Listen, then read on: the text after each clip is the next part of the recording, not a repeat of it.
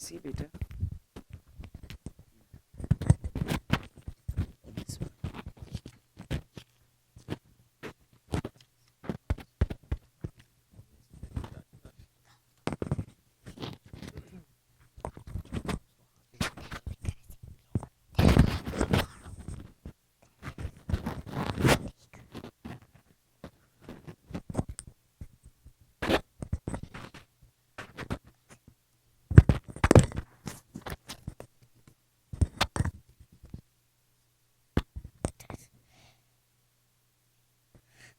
أعوذ بالله من الشيطان الرجيم بسم الله الرحمن الرحيم وقال الذين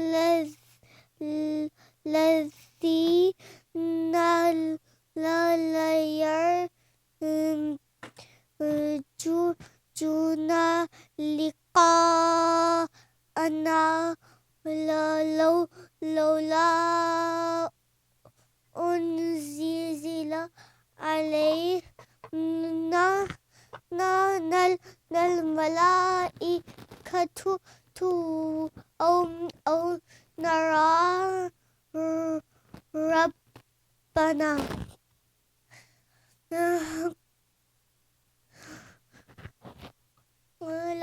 لقد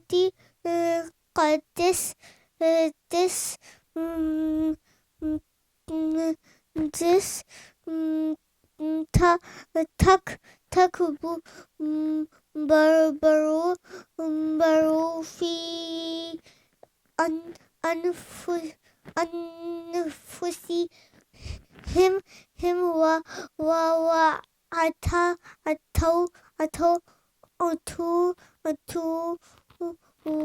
عتوا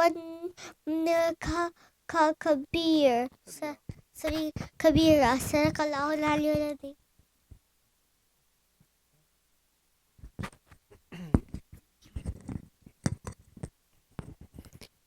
أعوذ بالله من الشيطان الرجيم بسم الله الرحمن الرحيم يوم يرون الملائكة لا بشرى يومئذ للمجرمين ويقولون حجرا محجورا وقدمنا إلى ما عملوا من عمل فجعلناه هباء منثورا أصحاب الجنة يومئذ خير مستقرا وأحسن مقيلا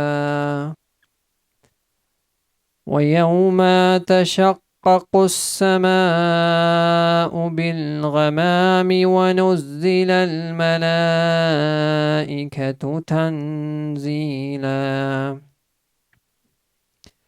الملك يومئذ الحق للرحمن وكان يوما على الكافرين عسيرا ويوم يعض الظالم على يديه يقول يا ليتني اتخذت مع الرسول سبيلا يا ويلتى ليتني لم أتخذ فلانا خليلا لقد أضلني عن الذكر بعد إذ جاءني وكان الشيطان للإنسان خذولا وقال الرسول يا رب إن قوم اتخذوا هذا القرآن محجورا وكذلك جعلنا لكل نبي عدوا من المجرمين وكفى بربك هاديا ونصيرا وقال الذين كفروا لولا نزل عليه القرآن جملة واحدة كذلك لنثبت به فؤادك ورتلناه ترتيلا ولا يأتونك بمثل إلا جئناك بالحق وأحسن تفسيرا الذين يحشرون على وجوههم إلى جهنم أولئك شر مكانا وأضل سبيلا ولقد آتينا موسى الكتاب وجعلنا معه أخاه هارون وزيرا فقلنا اذهبا إلى القوم الذين كذبوا بآياتنا فدمرناهم تدميرا صدق الله العلي العظيم. أعوذ بالله من الشيطان الرجيم. بسم الله الرحمن الرحيم. وقوم نوح لما كذبوا الرسل أغرقناهم وجعلناهم للناس آية وأعتدنا للظالمين عذابا أليما وآدا وثمود وأصحاب الرس وقرونا بين ذلك كثيرا وكلا ضربنا له الأمثال وكلا تبرنا تتبيرا ولقد أتوا على القرية التي أمطرت مطر السوء أفلم يكونوا يرونها بل كانوا لا يرجون نشورا وإذا رأوك إن يتخذونك إلا هزوا أهذا الذي بعث الله رسولا إن كاد ليضلنا عن آلهتنا لولا أن صبرنا عليها وسوف يعلمون حين يرون العذاب من أضل سبيلا أرأيت من اتخذ إلهه هواه أفأنت تكون عليه وكيلا أم تحسب أنك أكثرهم يسمعون أو يعقلون إن هم إلا كالأنعام بل هم أضل سبيلا صدق الله العلي العظيم.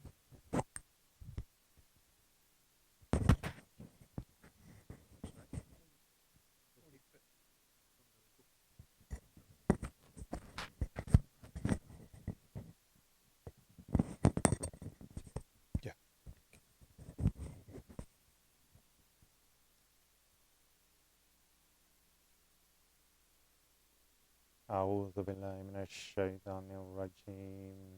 بسم الله الرحمن الرحيم. ألم تر إلى ربك كيف مد الظل ولو شاء لجعله سكينا ثم جعلنا الشمس عليه دليلا ثم فبثناه إلينا قبضا يسيرا هو الذي جعل لكم الليل لباسا والنوم سباتا وجعل النهار نشورا وهو الذي أرسل الرياح بشرا بين يدي رحمته وأنزلنا من السماء ماء طهورا لنحيي به بلدة ميتا ونسقيه مما خلقنا أنعاما وأناسيا كثيرا ولقد صرفناه بينهم ليذكروا فأبى أكثر الناس إلا كفورا ولو شئنا لبعثنا في كل قرية نذيرا فلا تطع الكافرين وجاهدهم به جهادا كبيرا وهو الذي مرج البحرين هذا عذب فرات وهذا ملح أجاج وجعل بينهما برزخا وحجرا محجورا وهو الذي خلق من الماء بشرا فجعله نسابا وسحرا وكان ربك قديرا ويعبدون من دون الله ما لا ينفعهم ولا يضرهم وكان الكافر على ربه ظهيرا وما أرسلناك إلا مبشرا ونذيرا قل ما أسألكم عليه من أجر إلا من شاء أن يتخذ إلى ربه سبيلا صدق الله العلي العظيم.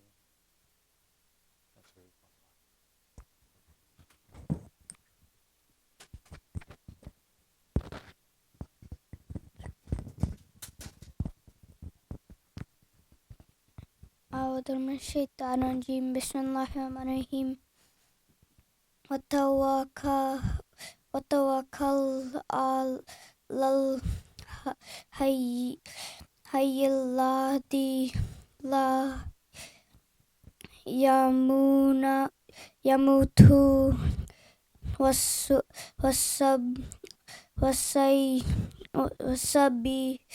وسبحني حمده وكفى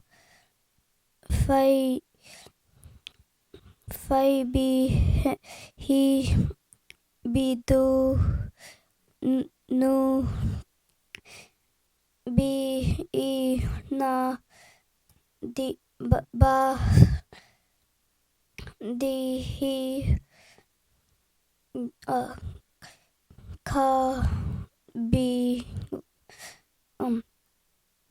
بعده كبير صدق الله العظيم.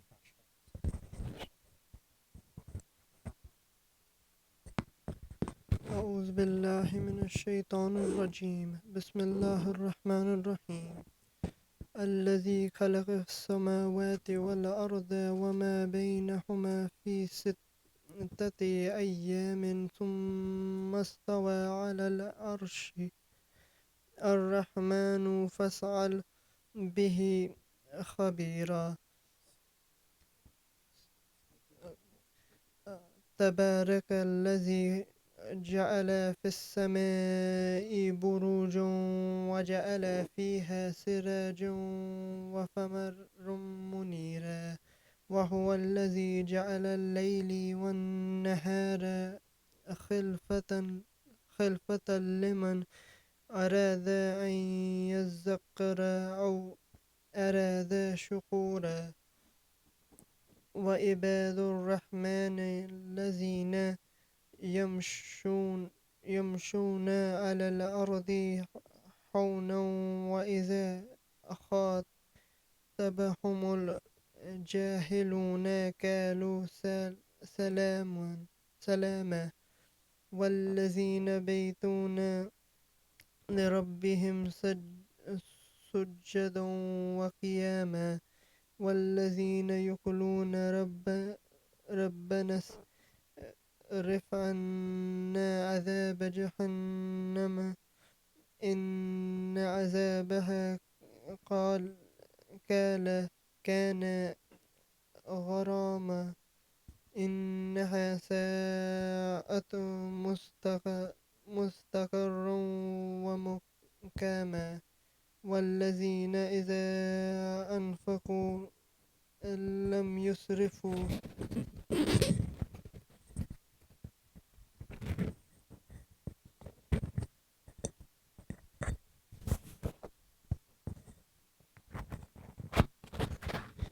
ولم يقتروا وكان بين ذلك قواما.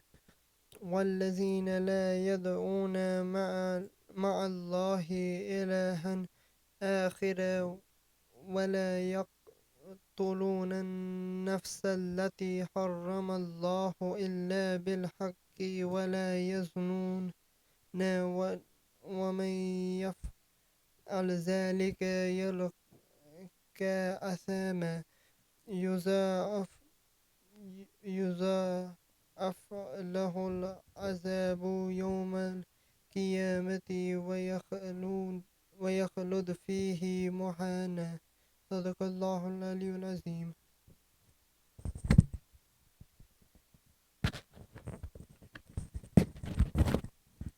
أعوذ بالله من الشيطان الرجيم. إلا من تاب وأمن وعمل عملا صالحا فأولئك يبدل الله سيئاتهم حسنات وكان الله غفورا رحيما. ومن تاب وعمل صالحا فإنه يتوب إلى الله متابا. والذين لا يشهدون الزور وإذا مروا باللغو مروا كراما. والذين إذا ذكروا بآيات ربهم لم يخروا عليها صما وعميانا. والذين يقولون ربنا هب لنا من أزواجنا وذرياتنا قرة أعين وجعلنا للمتقين إماما. أولئك يجزون الغرفة بما صبروا ويلقون فيها تحية وسلاما خالدين فيها حسنت مستقرا ومقاما. قل ما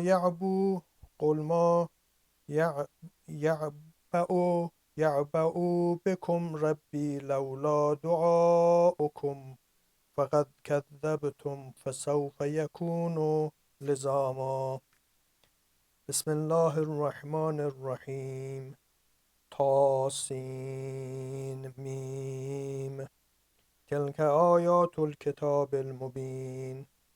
لعلك باخع نفسك ألا يكونوا مؤمنين إن نشأ ننزل عليهم من السماء آية فظلت أعناقهم لها خاضعين.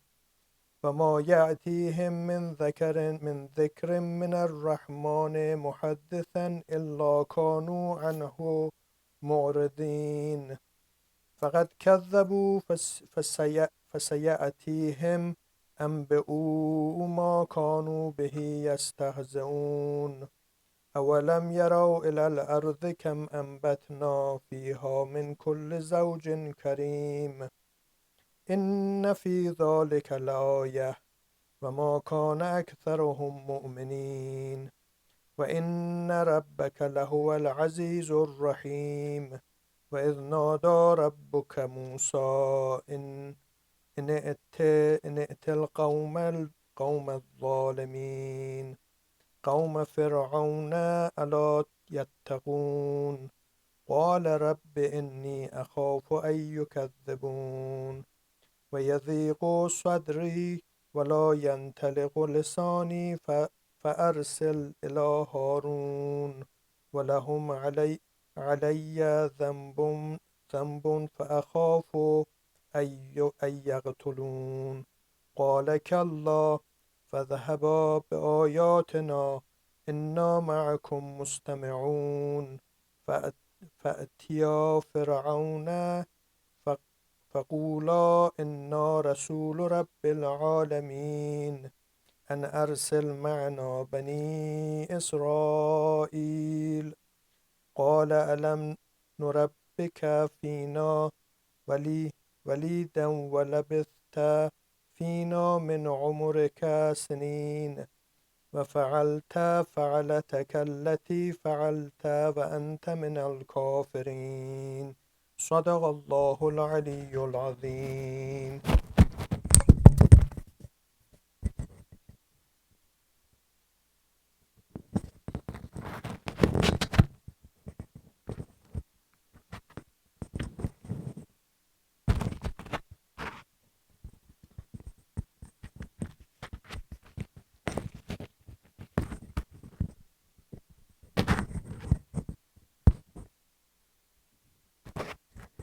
أعوذ بالله من الشيطان الرجيم.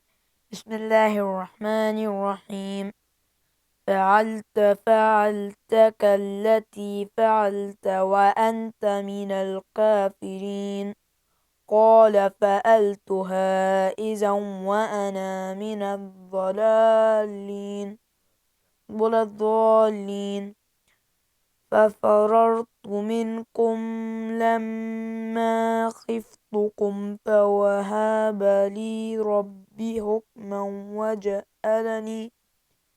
حكما وجعلني من المرسلين وتلك نعمة تمنها علي أن عبدت بني إسرائيل. قال فرعون وما رب العالمين قال رب السماوات والأرض وما بينهم إن كنتم موقنين. قال لمن حوله ولا تستمعون قال ربكم ورب آبائكم الأولين. قال إن رسولكم الذي أرسل إليكم لمجنون. قال رب المشرق والمغرب وما بينهم إن كنتم تعقلون. قال لئن اتخذت إلها غيري لأجعلنك من المسجونين. قال أولو جئتك بشيء مبين قال فاتي به إن كنت من الصادقين. فألقى عصاه فإذا هي ثعبان مبين ونزع يده فإذا هي بيداء للناظرين. قال للملأ حوله إن هذا لساحر عليم يريد أن يخرجكم من أرضكم بسحره فماذا تأمرون. قالوا أرجه وأخاه وابعث في المدائن حاشرين. صدق الله العلي العظيم.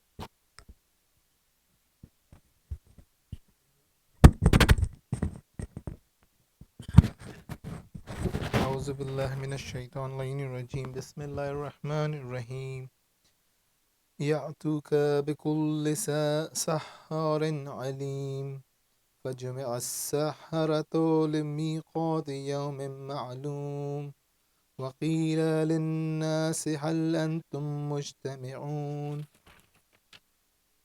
لعلنا نتبع السحرة إن كانوا هم الغالبين فلما جاء السحرة قالوا لفرعون أئن لنا لأجرا إن كنا نحن الغالبين قال نعم وإنكم إذا لمن المقربين قال لهم موسى ألقوا ما أنتم ملقون فألقوا هبالهم وعصيهم وقالوا بعزة فرعون إنا لنحن الغالبون فألقى موسى عصاه فإذا هي تلقف ما يأفكون فألقي السحرة الساجدين قالوا آمنا برب العالمين رب موسى وهارون قال آمنتم له قبل أن آذن لكم إنه لكبيركم الذي علمكم السحر فلا سوف تعلمون لأقطعن أيديكم وأرجلكم من خلاف ولا أصلبنكم أجمعين قالوا لا زير إنا إلى ربنا منقلبون إنا نطمع أن يغفر لنا ربنا خطايانا أن كنا أول المؤمنين وأوحينا إلى موسى أن أسر بعبادي إنكم متبعون فأرسل فرعون في المدائن حاشرين إن هؤلاء لشرذمة قليلون وإنهم لنا لغائظون وإن لجميع حاذرون فأخرجناهم من جنات وعيون وكنوز ومقام كريم كذلك وأورثناها بني إسرائيل فأتبعوهم مشرقين صدق الله العظيم.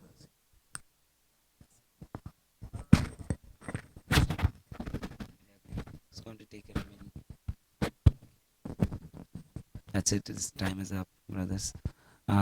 For a halqa, for Quran halqa for next 3 days till this Saturday, we have a majlis program for Shahadat of Amir al-Mu'minin al-Islam. So halqa will be start at 7 p.m. Please, 7 p.m. So we have to do the So Salam Marsiya and then speech and then Matam before the Maghrib. So halqa will be start at 7. So all the brothers sitting in the halqa, please join us at 7 from tomorrow till Saturday, because majlis will be before the Maghrib, inshallah. Par Muhammad wa ali Muhammad salwa.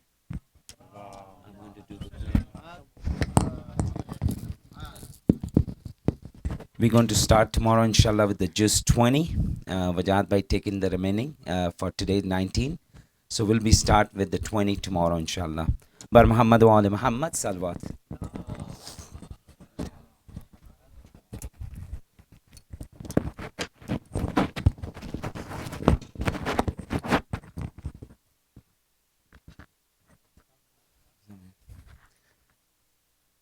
Brothers and sisters, if you come close to the member, inshallah, I'm going to invite the Maulana to attend the MOMIN, address the MOMIN, inshallah. And before I invite the Maulana, please, I request you all recite the Surah Fatiha for father of brother Jari Jafri, who passed away in Pakistan today. He's our volunteer and he's very good brother for our. Please recite the Surah Fatiha for his soul.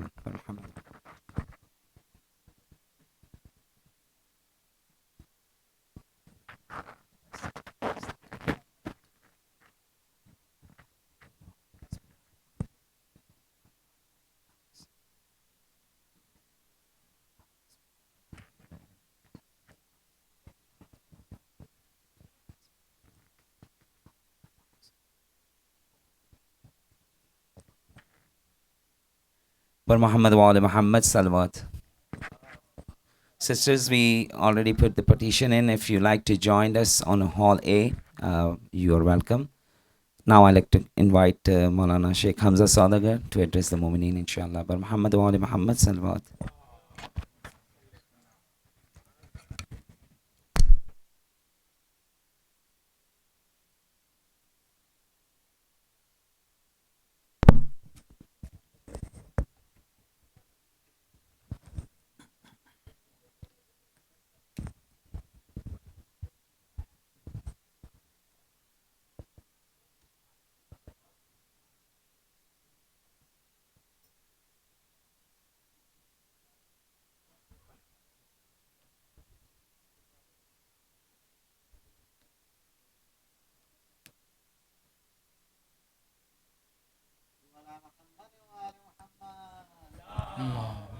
صل على محمد وآل محمد. أعوذ بالله من الشيطان اللعين الرجيم. بسم الله الرحمن الرحيم. الحمد لله رب العالمين وصلى الله على محمد وعلى آله الطاهرين الطيبين.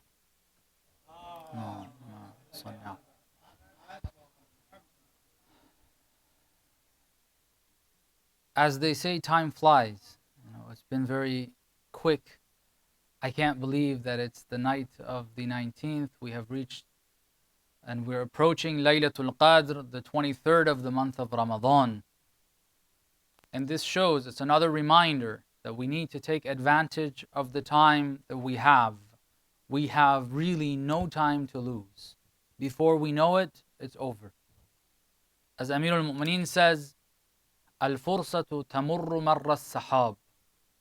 Opportunities come and go like clouds. You have to take advantage of them. The month of Ramadan has come, and before we know it, it is approaching its end. I hope that we've been able to benefit from this month up to this night.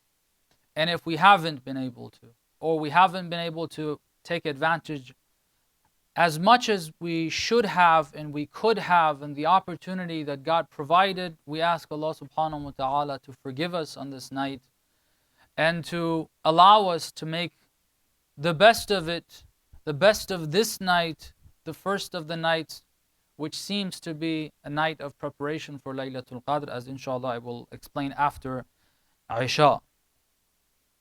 Over the course of these nights, what we decided to talk about is to bring into perspective two events that we have, one of them being the spiritual opportunity of the month of Ramadan, a time for change, a time for spiritual upliftment, a time to make the decision to look over our lives again, find the flaws, find the issues that we have in our lives as individuals, in our families, in the community we live in. And on the other hand, we have the event of the Shahada of Amir al-Mu'mineen, Salamullah alayh, which tonight is actually the night that this beloved Imam of ours is striked and receives the blow. So because of these two, and that the incident and the incidents that developed to make what happened at the time of the beloved Imam and make this noble Imam go through what he did, those elements and understanding them through the words of the Imam himself are going to be the best set of instructions we can find during this time to try to learn from the flaws, the problems of people before us, and to learn what some of those changes we need to bring about in ourselves are going to be. So for that, we went to the words of Amir al-Mu'mineen, a khutbah that we started to explain, we started to discuss. The khutbah is found in Al-Kafi. The beginning of it reads, or I'll paraphrase in order to save some time. The Imam says, there's two things that I'm fearful of. I have most fear. There are many things in the lives of believers that need to change. As Amir al-Mu'mineen mentions in this khutbah himself as well. Many things that should have been changed during the time of Amir al-Mu'mineen, in the way the believers saw things, in the way the believers acted, in the way the believers believed their religion told them to pray, to perform hajj, to use the khums, to use zakat, to pay zakat. In all of those areas, there were many things, many of the details of the ahkam that Amir al-Mu'mineen tells us that needed to be changed. But he says two things that I fear most are these two traits. If they develop into traits, habits, they become very scary. They become very dangerous. What are they? The first was ittiba'ul hawa, following the desires. If one allows the desires to take over, the desires to control, whatever the desires want, this is one trait that is very dangerous. Amir al-Mu'mineen says, I have a lot of fear. The second one is tulul amal, having wishes that go on and on. There's no end to them. I always want more. There's always wishes that I have for the future in this life. And he says the problem with each of those is the following. He says, أَمَّا اتِّبَاعُ الْهَوَى فَيَصُدُّ عَنِ الْحَقِّ. Ittiba'ul hawa, following the desires, is going to sway one away from, deviate one from haqq, and prevent one from following the haqq. And the second one, وَأَمَّا طُولُ الْأَمَلِ, having wishes for the future that never seem to reach an end. We always have those wishes. فَيُنْسِي الْآخِرَةِ. The problem with it is that it causes one to forget about the hereafter. We try to explain a bit, to an extent, some of what came to mind about this ittiba'ul hawa, and I want to repeat that question. The question is, what does this exactly mean? What is ittiba'ul hawa, following desires? Is it wrong to follow desires? If it's such that desires are bad, intrinsically, whatever the desires want is bad, then why in the world did God give them to us in the first place?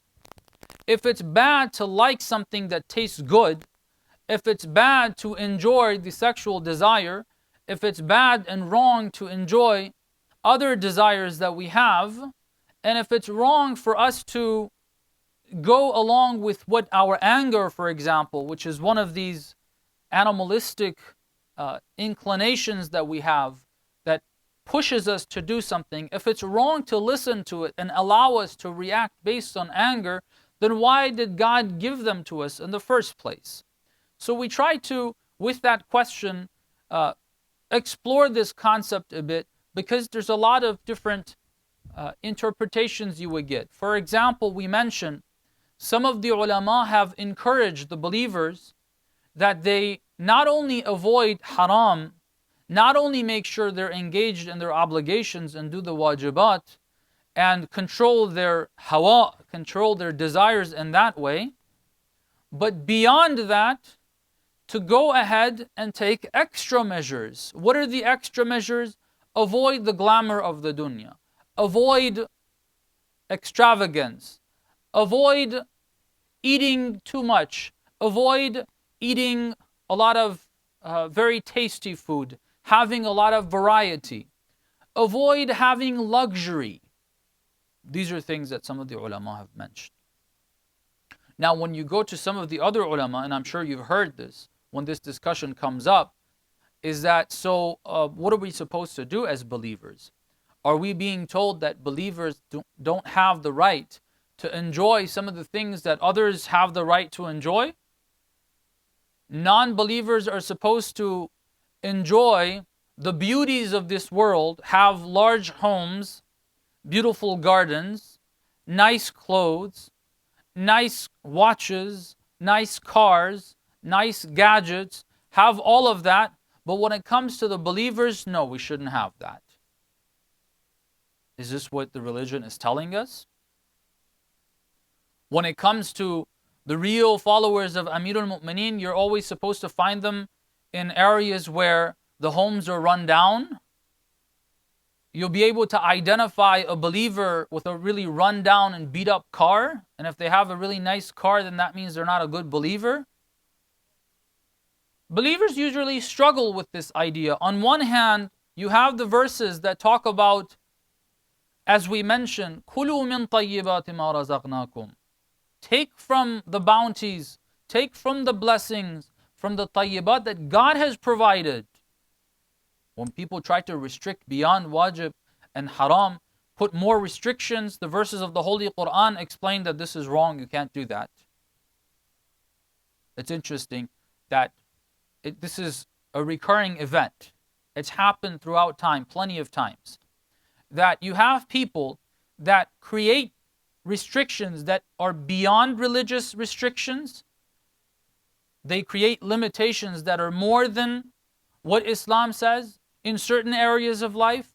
Those same people, when it comes to other areas of life, they remove restrictions. So you restrict things one way and you leave it open the other way.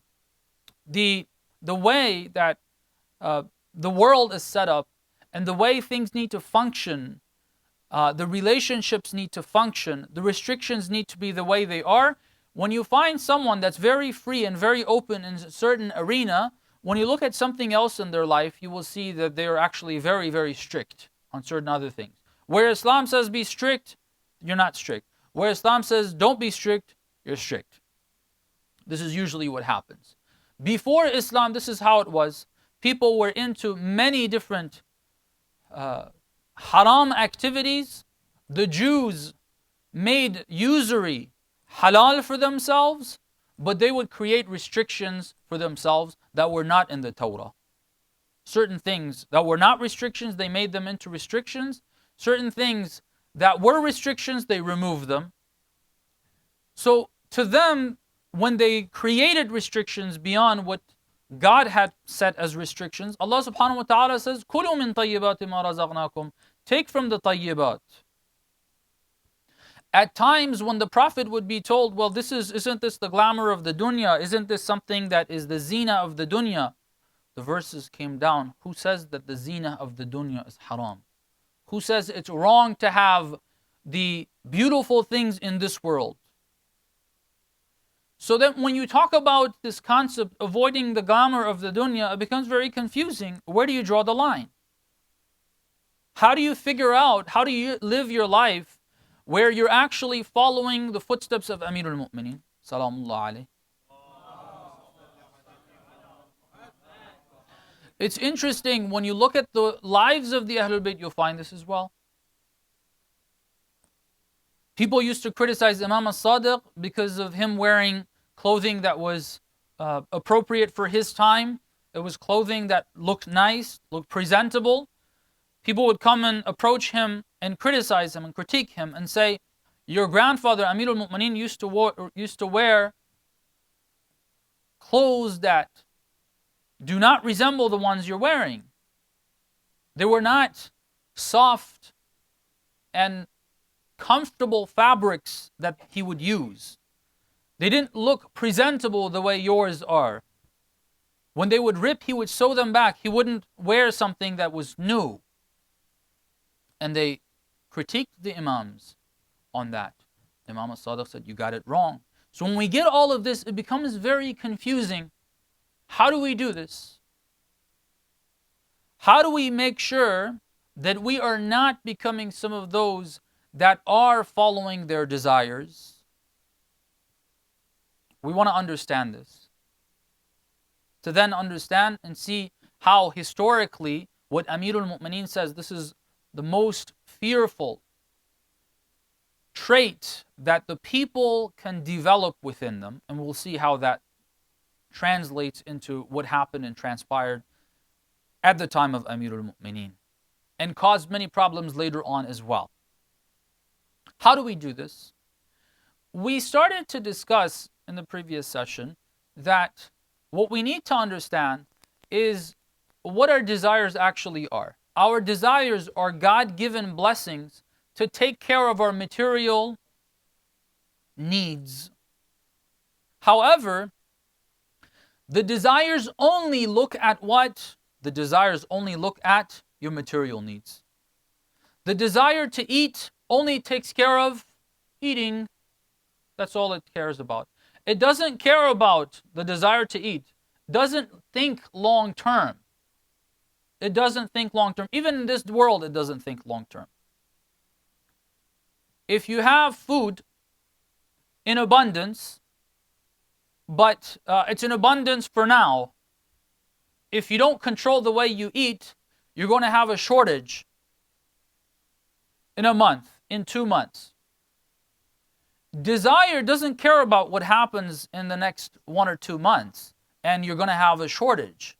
What the desire cares about is right now fulfilling that desire. That's all it cares about. Have you seen cattle, sheep, and cows? If you look at them, if you watch them, they don't worry about anything. The only thing when they're hungry that they worry about is what's in their vicinity, the food that they can graze on. They'll have their heads down, grazing on the grass around them. That's all they care about. Is this something that's going to run short and I'm going to have to save for later? Doesn't matter. It's going to eat it all up, and then when it's done, if there's no more, it's just going to die. Even from a material perspective, the animal's desire only cares about that very specific and particular need. Now let's generalize that and not talk about specific desires. All of our desires are only catering to what? To our needs in this dunya. Okay. All of our desires cater to the needs in this dunya. The other thing that we have is an intellect, a God-given intellect that looks beyond this world. It looks in this world further than just today and this hour and next day and next week and so on. It thinks about the future. And also it can look beyond that and look at after death as well, if it can understand that. The way we understand in Islam, we're going to balance this life of ours. The way we're going to understand how to balance where we're taking care of our needs, those God-given desires are being fulfilled. At the same time, we don't become some of those that are following their desires. Remember, we said that the needs of this dunya and the desires that we have, it's sort of addictive. It's not only cigarettes that are addictive. The dunya, the glamour of the dunya is addictive. You have one bit, you get tired of it after a bit. You want something better, something new that comes. You always want variety, you want more. You're never going to be satisfied, okay? And that process is going to continue until it just takes over your life and you become someone that has ittiba'ul hawa. That's what happens. Gradually it leads to that. So if we want to fulfill those desires, and we need to, they're God-given. On the other hand, we have other goals. So practically, how are we supposed to do this? I would like to use an example to help us understand this. What is the example? The example is driving. Let's take the example of driving. I think it's a relatively good example for us to understand this. When you're driving, the road you have is going to direct you towards your destination. All right? The road you're driving on is directing you towards your destination. If you've gone on those highways, interstate highways, especially in states where they're pretty flat and you don't have much greenery, you see clear distinction. This is the road. If you go off course, then you're going to be going in the desert. All right? You're going to go right in the middle of nowhere. Okay. If you want to get to your destination, you're going to keep to that road. What's going to keep you to the road? You have markers on the road that identify this is the road. If you go beyond this, especially on turns, you see, they have those signs. Don't go straight here. Be careful. There's a sharp curve. You need to start turning. All right? You have all those signs to make sure you're going straight or you're proceeding on the path that you have towards your destination, right? But those markers on the road are not going to get you to your destination, are they? It's not your marker that's going to get you to your destination. If you're trying to go from Dallas to Houston, just knowing the markers on the road, if you just look at the markers on the road, and just have your head down and look at the markers, you're going to miss the highway that's going to go towards Houston. You're going to end up going towards, I don't know, Austin or towards Arkansas. Okay. Just looking at the markers is not going to get you to the destination. You have to observe that, but there's something else you need to observe as well. What is that? You got to know where your destination is, constantly remind yourself of where the destination is, and make sure you're following that map that's going to and taking you to that destination. And depending on how much of a want you have to get to your destination, and how much of a rush you have to get to your destination, you're going to be stepping on that pedal either harder or you're going to take your time. If you're in a rush, you really want to get there, then you're going to be breaking all the laws on the speed limits to get there on time. But if you're not really worried, you're going to be driving like a Sunday driver, and you're going to get there.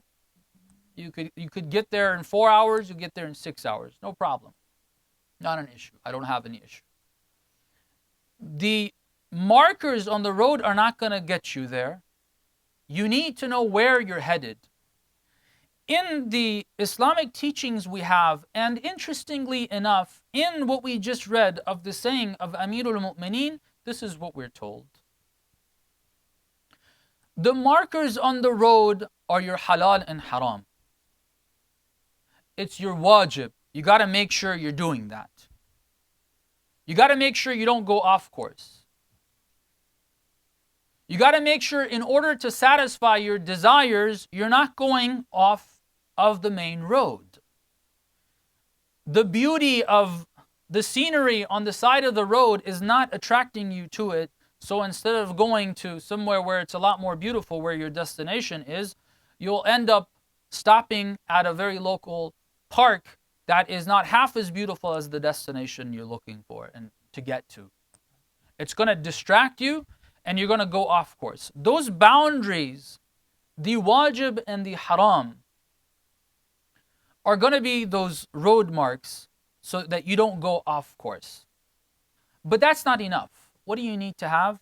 The Imam tells us. He said two things, remember? He said, ittiba'ul hawa is one problem. The problem that has is that it takes you off path. It takes you off the road. فَيَصُدُّ عَنِ الْحَقِّ. There's something else he said. He said, according to the hadith, طُولُ الْأَمَلِ, having a lot of wishes about the dunya, what's the effect of it? It says, فَيُنْسِي الْآخِرَةِ.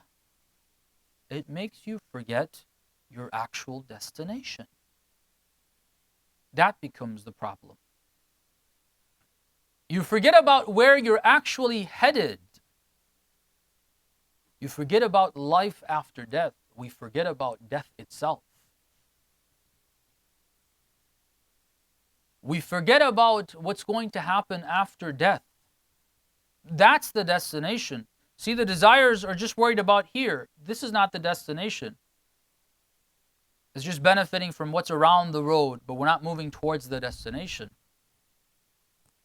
If we have the boundaries set, brothers and sisters, if we understand what the halal and the haram, the wajib and the halal are, we know what the limitation and restrictions are. That's very important. But beyond that, how do I make a decision? Should I buy an extra car? Should I not buy an extra car? Should I buy this car, or is this too much? Should I spend that money on something else? Should I buy this house, or again, this is too much? This meal, should I go to the restaurant this many times? Should I not? Right? Those questions are going to be understood not by dry cut rules. You're not going to get dry cut rules that, okay, a car over $30,000 or $40,000 or whatever the limit is going to be haram. No, we don't have dry cut rules. The rules that are definite are the wajib and haram. You got to make sure you're within those limits. Beyond that, the remembrance of the akhirah, the destination, and learning more about it, understanding death, understanding life after death, understanding paradise, understanding hell, this is what is going to cause one to feel, wait a second, if I really want to get to the destination and I have a limited amount of time, I don't have all day, I don't have too much time, as Amirul Mu'mineen says in many of his sayings, he warns us, says the path is a very lengthy one, but the time we have, the life we have is very short. Those reminders are going to cause one to think twice. If I don't need this, then yeah, it's not haram. But I can use my time more wisely. I can use my money more wisely. Why should I use it for something that will not be there in a few years? Why should I use it for something that will not benefit me nor my family, and it's actually going to cause us problems in this world and in the hereafter? One starts thinking more. And they start realizing, okay, this is not something to waste my time on. And they will realize that sometimes, no, it's actually okay and even good to buy something relatively expensive. When you want to invite someone over, don't say, okay, now we want to have zuhud. Ittiba'ul hawa isn't good. Let's only serve one type of food. No, when you're inviting guests, be generous. Show generosity. That's going to be for the ukhra. That's not for the dunya. That's not a desire. Unless it's overdoing it to show that I have a lot. Yeah, that can happen too. I want to make people think that I'm generous. That's the reason why I'm doing this. I'm not doing it because I actually want to be generous. I'm doing it because I want to make people think I'm generous. This is briefly the instruction we get from Amirul Mu'mineen about how to deal with our lives. If he says ittiba'ul hawa and tulul amal, it's because the combination of those. If we get rid of both of those, we're not following our desires, we're not going off course, we're doing our wajibat, we're avoiding our muharramat. We make sure we know those. If we're doing that, and we don't have a lot of wishes about this world, we're not constantly thinking about what I can have next, but rather I start remembering the hereafter, reminding myself of the short time that I have, that's going to automatically shape the way my life is going to be beyond just simply wajib and haram. Then you don't need instructions anymore to tell you, oh, this is specifically haram, or this is specifically something that's wrong. You'll start to get the hang of how to steer this. See, when you're driving, that's why I mentioned the example of driving. There's certain rules that you have that you need to abide by, but there's a lot of things that come back to your judgment after knowing what your destination is, where your destination is, and you know those dry cut rules that you need to abide by. Then there's a lot of other decisions that you're going to have to gauge based on your wisdom and your knowledge of what's going on. You'll see how close you are, for example, to the next car. You have to look around. Is there a car next to you when you want to change lanes, or is it not? When do you start changing lanes? You need to start very early. When it's traffic, it's one way. When you're not in traffic, it's another way. If you're in Texas, it's one way. When in another state, it's a different way. There's a lot of things that come back to sound judgment that one needs to have. But using these two parameters, those rules, and looking at the destination we have. Recite a salawat, please.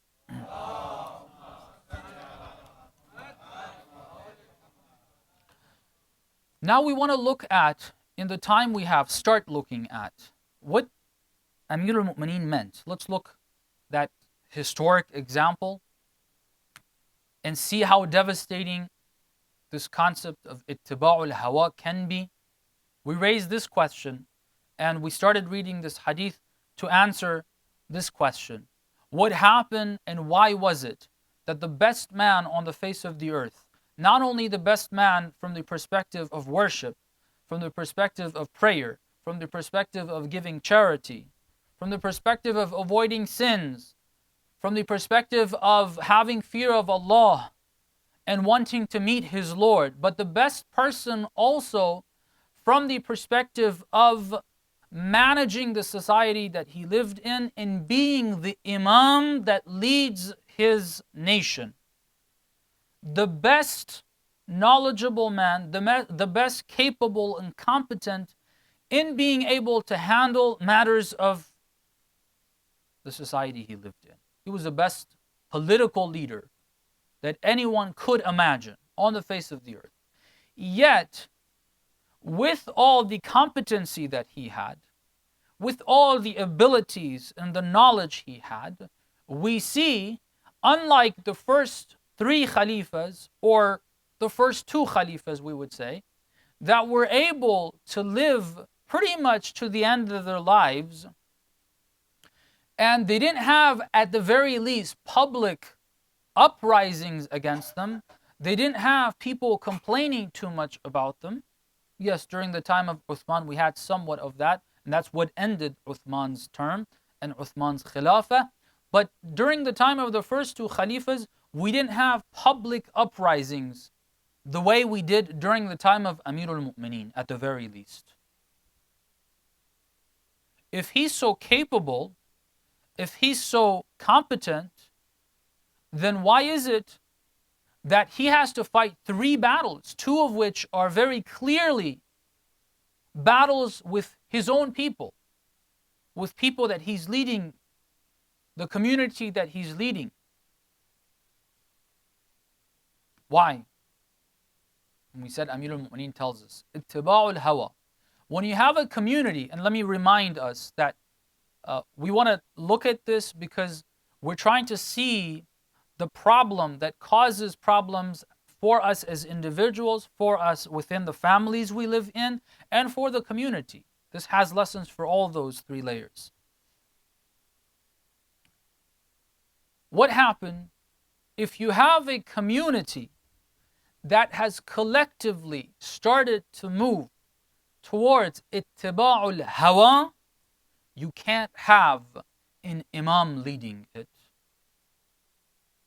That's a very serious problem. If society's direction is following the desires, an imam can't lead it. I'll briefly mention this, then we'll look at the historic account and what happened, how this gradually happened to teach us a lot of lessons. The imam himself told us in this khutbah, that's why we selected this. He said, ittiba'ul hawa. What does it cause? فَيَصُدُّ عَنِ الْحَقِّ. If عَلِيٌّ مَعَ الْحَقِّ وَالْحَقُّ مَعَهُ, as the hadith says from the Holy Prophet, Ali is with the truth, and truth is always with him, right? So he wants to take the society, the nation that he's leading, towards haqq. But if the society is following their desires, then what's going to happen? يَصُدُّ عَنِ الْحَقِّ. It's going to prevent you. You don't want to move in that direction. The imam says, go this way. You say, no, go the other way. That's why it's a very serious problem. This is a very serious problem in our communities. If it becomes something that's part of our community, that the majority of people, the direction in their life, yes, just like the time of Amirul Mu'mineen, everybody believes in God. Everybody believes in the hereafter. Everybody prays 5 times. Everybody fasts during the month of Ramadan. Everybody tries to go to Hajj. Everybody goes for ziyarah. Everybody has all of those, but that's not the direction.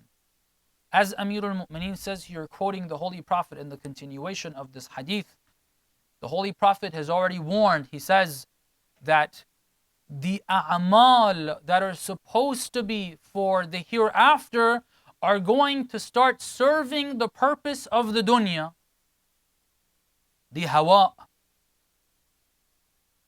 why it's a very serious problem. And the solution to this problem is for us as individuals and as communities to start trying to move away from that. Only if we do that, we're going to see results. Only if we do that, then we will be ready to be led by an imam. Let's look at that history, how it happened, because it's important. How does this develop? How does it become a social problem that the society, a nation, is collectively looking at it overall, not all individuals, because you'll have people like Amirul Mu'mineen in that society. But society overall is moving in the direction that you would say they are following their desires. Ittiba'ul hawa. How does this happen? How did it happen? When we look at the history of the Ahlul Bayt, we see that the Holy Prophet did the reverse of this. The Holy Prophet sallallahu alaihi wa alihi, over the course of the 23 years of his prophethood, did a fabulous job, an extraordinary job, something that is truly not comprehensible for us if we understand the extent of what he did and the impact he had. He had the reverse effect. He took a society, a nation that he was part of, that knew nothing but desires, knew nothing but this world. They actually believed, their ideology was there's nothing but this world, and after death it's all over. Okay?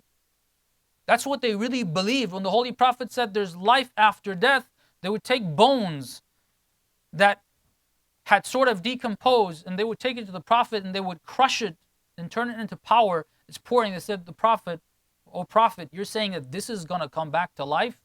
They couldn't believe it. The only thing they see is material desire, and they would do everything for it. Killing babies was easy for them to save their own lives. We have two sets of verses in the Holy Quran about this, because we had two different types of people with two different sets of desires. One set of people, they would kill their own children. Why? Because they were afraid they're not going to be able to provide for themselves and for the child. They were afraid that providing for the child was going to spread them too thin, and they're not going to provide for themselves. Because they had the need to eat and drink themselves, they would kill human beings for that. Of course, this is something that unfortunately is taking place in this day and age as well, and it's something that is completely acceptable, unfortunately. And you can understand the extent of the jahiliyyah that's happening right now. That people, for their own desires, for their own worldly benefit, easily abort a child that has even developed into its final stages of development. And they say this is a right you have. A mother has that right. Jahili. At that time it was similar. The only thing is the child would be born, and they would, with cold blood, go and kill that child in order to save themselves. You had another set of people that would kill their children, not because they were afraid that they wouldn't have enough to survive themselves, but look, the stupidity. They would kill that child because they were afraid that they wouldn't have enough funds to support the whole family, and that would cause them to lose their integrity, their dignity, their image. In order to save the image they had in the community they lived in, they would kill people. They would kill their own children, and they wouldn't find it problematic. They would get into ridiculous fights, kill somebody over it, easily. It's all about this dunya. People who understood nothing but desires, but this dunya, but following the hawa, as the hadith tells us. The Holy Prophet came to a community like that. Gradually he built it. He changed the direction. Now we can start to see why Amirul Mu'mineen says these two are important. First, the Holy Prophet starts giving them direction. Look, you have a God that has created you not for this world, but for the hereafter. Those two beliefs start being stressed upon. Those are the two things that come first. Many of the laws are not there yet. Many of those red lines are not introduced yet. First thing that needs to happen, direction. Look, you have a God that's non-material. Try to get your head up from the ground you're looking at and simply grazing like cattle. Look up and start seeing there's other things that exist. God exists. God is your creator. This world is not what you've been created for. The Holy Prophet started doing that. People started gathering around him. Once the direction was corrected and people started praying to remind themselves of that direction, gradually those borders and those limitations started to form and say, okay, if you want to move in that direction, then you got to avoid this. You got to avoid that. And gradually, the Holy Prophet gradually introduced the rule of drinking, for example. Drinking was something that believers in Mecca were doing. They would come and pray, but they would drink as well. They hadn't avoided it. The rule hadn't come. Gradually, God sent down the rule that, look, if you want to go for prayer, don't be drunk then. Right? You're taking steps. It's a gradual process. Don't be drunk when you go to pray. Make sure when you're praying, you're not drunk. Then eventually, drinking is prohibited completely, and then there's a penal law, actually. If you drink, now that the society has started moving in the right direction, if somebody within the society wants to start moving in the wrong direction and they openly start drinking, not only is it banned, that person is going to get lashed 80 times. Society has to be kept moving in the right direction. He introduced other rules. The rule of hijab was introduced, as we call it, or satr, as some of the ahadith have it, covering females, sisters that have been given God-given beauty. We're told that they're supposed to cover that up, except for, to a certain extent, their fathers, their grandfathers, their siblings, and others, uncles, and so on and so forth, and to a larger extent, for their husband, they're not supposed to cover. Beyond that, the beauty needs to be covered up. It shouldn't be displayed. Otherwise, it's going to cause what? It's going to cause ittiba'ul hawa. It's going to cause society to move in the wrong direction. These rules started to gradually come, brothers and sisters, towards the end, and even in the midst of the training that the Holy Prophet gave to these people changed from understanding nothing but this material world and following the desires and killing others for their own personal desires. They came to a state where people, believers, would shed tears to be able to go join the jihad of the Holy Prophet, that was not to protect their personal gains and desires, but rather to protect Islam and to take Islam to the rest of the Arabian Peninsula and the Arabian people. They would sacrifice their lives to give this great blessing of Allah to other people. See the change, the contrast? From a people that only follow their desires, the Holy Prophet, over the course of the 23 years of his prophethood, brings them to a stage where people collectively are not only avoiding sins, but they are not really interested in the glamour of the dunya. When the Holy Prophet says, pick brothers from amongst yourselves and split what you have between you, which is something I find it very difficult. If I was told today that I would have to split everything I have with one of the members of this community, I would have an issue. Honestly, I don't think any of us would be ready. But the Holy Prophet told people this, and they willingly did that. They willingly went and selected a brother from the Muhajirin. The Ansar and the Muhajirin were paired up, and they shared everything that they had. From killing people for the limited gain they would get, changing to people that would split everything they had with another person that they didn't even know, that's not even related to them. Okay? See how the Holy Prophet changes it? If I were to just speak about what type of change the Holy Prophet brought to what type of people, it would take hours and we would still not be done. This is what the Holy Prophet did. One of the other things to take into consideration is that the culture change that the Holy Prophet did, he made that into culture. There's a time where, let's say I come to you, brothers and sisters, and I'm able to affect you, let's say, and affect you positively that you're able to start doing something correctly in your community. Let's just say that. Okay, I don't think I'll be able to, but let's say I was. Okay. Not because you guys are stubborn, but because I'm incapable. If I were to come and do that and then leave, next day everything goes back to normal, right? Everything goes back to what it was. The Holy Prophet changed the culture of the people over the course of 23 years. In a way that it wasn't easy for the Khulafa to change that culture. When the Khulafa would want to change the culture, people would object. Khulafa would want to go back to what it was prior to Islam, people would object. So this is where the decline starts. Okay. During the time of the Khulafa, things started to happen. The first thing that happened, which everyone knows, and this is the first step in the wrong direction, was Khilafah itself. There's a reason why the leader of the Muslim nation has got to be the most pious, the most knowledgeable, and the most competent and capable of taking care of the affairs of the believers. There's a reason for it.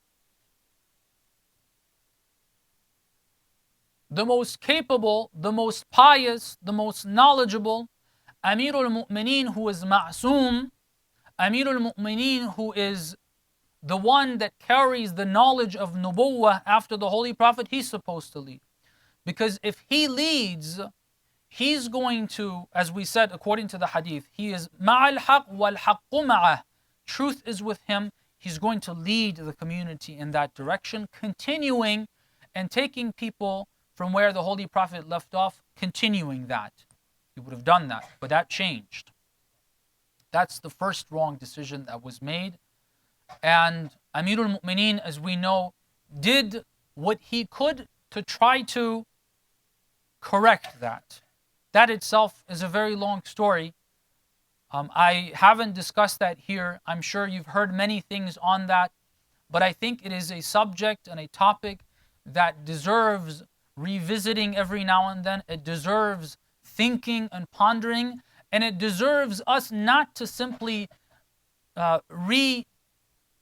recycle the material that we've heard, sometimes with the same exact wording every year, and just say that over and over and not develop a further understanding of what actually happened there. That's a very important thing for us to understand. We have a lot of misconceptions about what happened straight after the demise of the Holy Prophet. We have a lot of misunderstandings about what Amirul Mu'mineen did straight after and right after the demise of the Holy Prophet. And we have a lot of misunderstandings about what Amirul Mu'mineen's stance was after a couple of years, until the time that he became the Khalifa. There's a lot to study in that. But that's not something that I'm going to talk about and discuss. I want to talk about how the people that had become so pious that they would give lives for Allah, they would want to leave this world and meet Allah subhanahu wa ta'ala. They would tell the Holy Prophet, you've heard the story of the young man. In the morning, the Holy Prophet sees him and he looks like he hasn't slept well at night. The Holy Prophet speaks to him and asks him, Kayfa asbah? How are you this morning?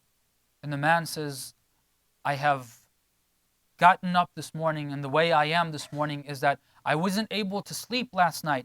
Why? He says, because the cry of the people in hell didn't allow me. I'm hearing their cries. I'm not able to sleep right. Look at the spiritual elevation. Material desires to this man mean nothing. He's reached the station where he understands there's a lot more important things. And he tells, it's a long story he describes, and the Holy Prophet asks him for signs.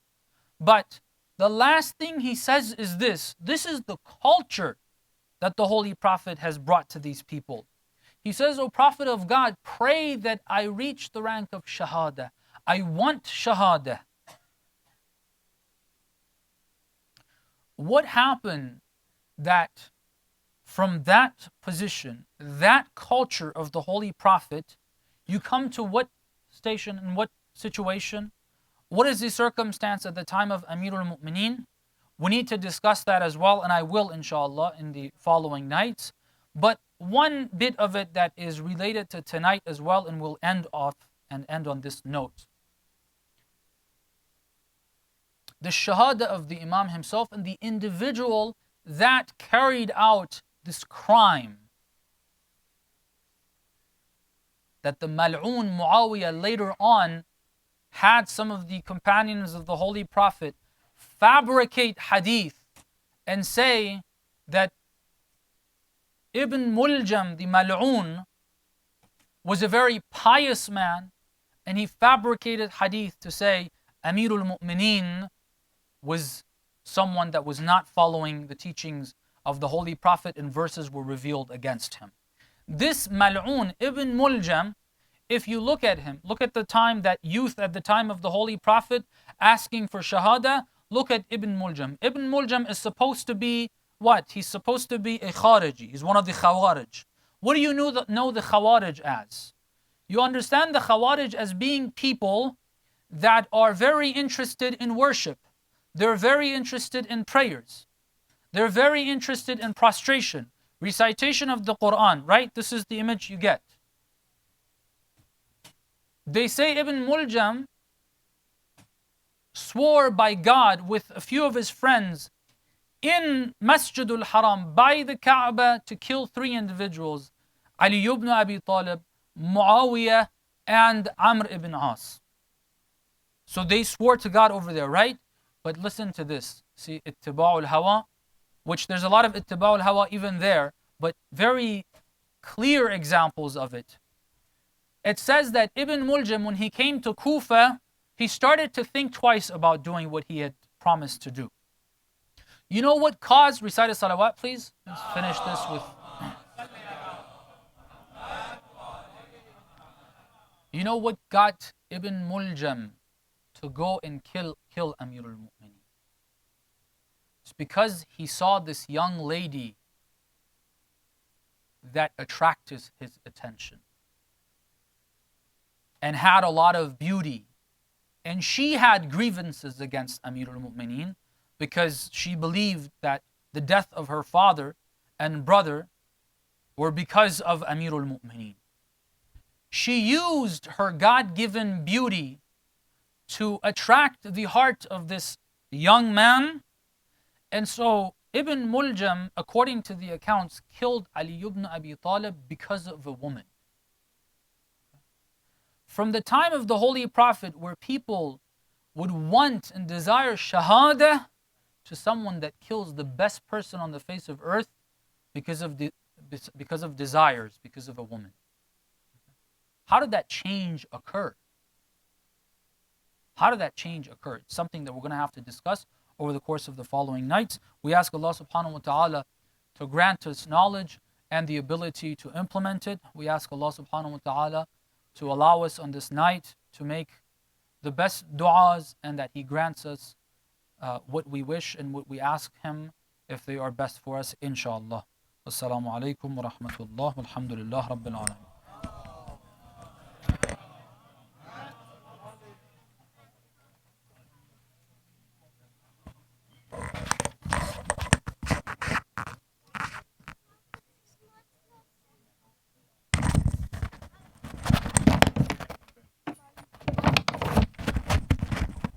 MOMIN, if I can have your attention for a few minutes.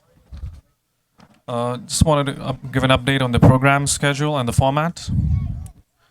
Tonight, right after Salatul Isha, we will start the Majlis with Salam and Mercier at 10:15, and at 10:30 we will have the speech and Majlis by Hamza Sodagar.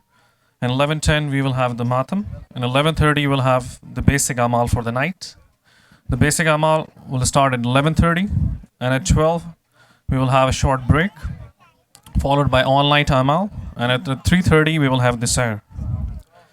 For tomorrow, that is the 19th of Ramadan, The program will start at 7 p.m. with the recitation of Holy Quran. It's 7 p.m. for the recitation of Holy Quran, and at 7:30 we will have Salam and Marsiya. And at 7:50 we will have a speech by Maulana Hamza Sodagar, and 8:35 we will have Matam, and 8:55 we will have Salat al-Maghrib, followed by Salat al-Isha at 10 p.m. And then we will have Dua Kumal by Sheikh Hamza Sodagar, followed by Dua Iftitah. On the 20th Ramadan, that is Friday, the format will remain same, 7 p.m. recitation of Holy Quran. The only change would be after